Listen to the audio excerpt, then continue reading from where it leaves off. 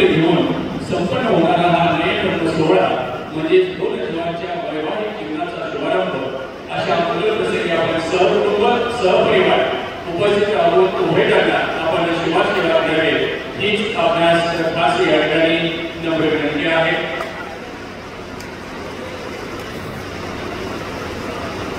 परिजार सोबताची एक मंत्र घडून विवाहाच्या रूपाने येते आणि आपलं आयुष्य घडवून जाते.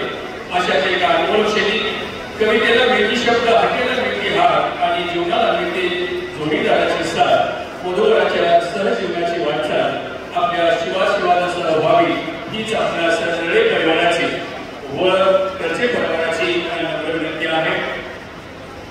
उद्याच्या 12:42च्या शुभमुहूर्तावर हा लग्न सोहळा या ठिकाणी संपन्न होतोय.